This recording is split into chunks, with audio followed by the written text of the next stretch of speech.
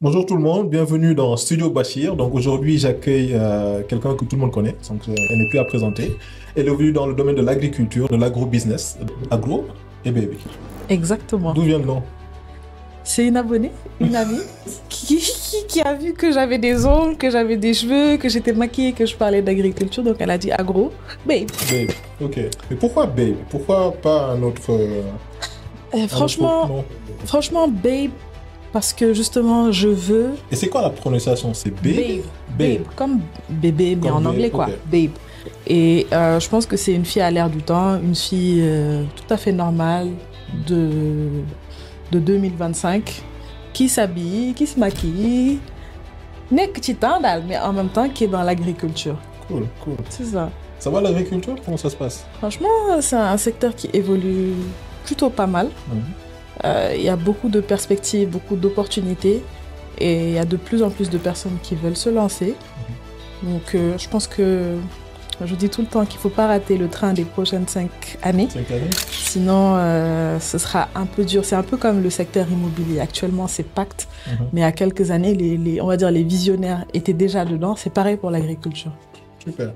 Et comparé au gouvernement qui était juste avant et ce gouvernement-là, tu penses qu'il y a une évolution depuis qu'ils se sont installés?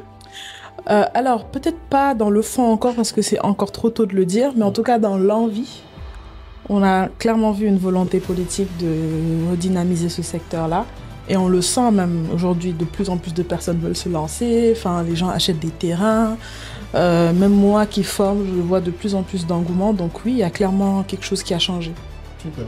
Et pour toi, quels sont les meilleurs types d'agriculture ici au Sénégal? Alors, on a un climat qui est relativement chaud, un climat sahélien.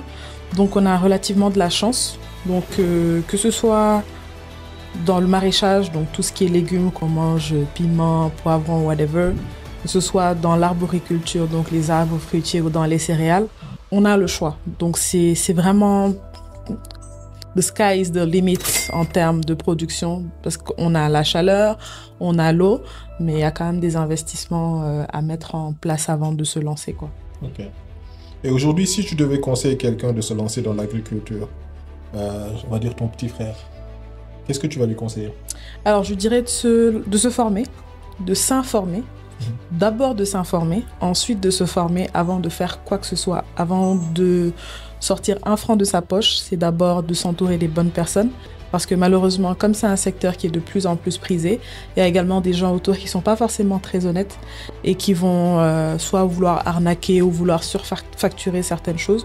Donc c'est surtout de s'informer, de s'entourer des bonnes personnes. C'est vraiment le conseil que je peux donner. Okay. Aujourd'hui, dans le marché, je ne vais pas parler du marché international, mais pour le marché, on va dire un peu national, est-ce que tu penses que, bon, comparé au marché de la sous-région, je veux dire, est-ce que tu penses que le Sénégal peut compétir avec les marchés, par exemple, de Côte d'Ivoire, de Ghana ou bien du Nigeria? Absolument. J'étais à Abidjan il n'y a pas très longtemps. C'est clair qu'ils sont quand même à des années de nous en termes d'agriculture. J'ai senti un peuple très dynamique en agriculture. Notre climat n'est pas le même. Il pleut quasiment 6 mois sur 12 là-bas, ce qu'on n'a pas ici. Mais j'ai quand même senti qu'on a un peuple, une population qui est beaucoup plus encline à se lancer qu'en agriculture, par exemple, qu'en Côte d'Ivoire, où il y a encore du mal à pousser les gens, les jeunes dynamiques, les cadres, les personnes qui sont dans les bureaux, à se lancer en agriculture. Alors qu'ici, même si c'est encore un peu compliqué, mais je sens quand même une dynamique un peu plus poussée que dans les autres pays. Donc, je pense que, comme j'ai dit, dans les 5 prochaines années, on verra de plus en plus d'entrepreneurs agricoles, parce qu'on a tendance à entendre B4, agriculteurs et tout ça. Il y a une nouvelle génération d'entrepreneurs agricoles qui va voir le jour et qui est en train de voir le jour actuellement. Mais qui parle d'agriculture, parle d'infrastructure, parle de machines.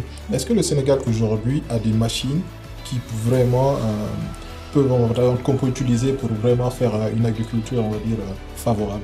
Oui, oui et non, parce que après, il faut savoir qu'on est dans un pays et même dans une sous-région, en Afrique en général, on pense qu'il faut des grandes exploitations pour nourrir, alors que 70% de l'agriculture aujourd'hui est une agriculture petite. C'est des petits agriculteurs qui vont nourrir le monde. Donc, on n'a pas forcément besoin de grosses machineries, mais on a besoin de technologies nouvelles pour gagner du temps. Comme on dit, quoi, work, comme des drones, par exemple, aujourd'hui, qui vous permettent de cartographier, qui vous permettent de traiter vos parcelles en un rien de temps. Certains drones peuvent vous permettre de traiter 4 hectares en 10 minutes, par exemple. Il y a également certaines, pas forcément des technologies, mais des outils qui vous permettent de gagner du temps dans le désherbage. Qu'est-ce que je peux dire d'autre? Plein d'autres choses, hein, c'est-à-dire même dans la planification qu'on fait, dans la manière de prendre l'agriculture comme un business, ça change totalement les choses, la manière de se structurer, ne pas rentrer juste commencer à planter des choses parce qu'on va se dire l'agriculture c'est pas forcément quelque chose de très carré, donc on va essayer de planter des choses ici et là, je vais bailler du gerte, je vais bailler quelque chose et je vais voir ce que ça donne. Se lancer déjà de manière plus sérieuse et plus structurée, ça fait gagner du temps et de l'argent, quoi. Oui, tout à fait. En tout cas, merci. C'était donc notre podcast dans Studio Bachir. C'était 5 minutes avec Claudia. Merci et à très bientôt. Merci, Gamba.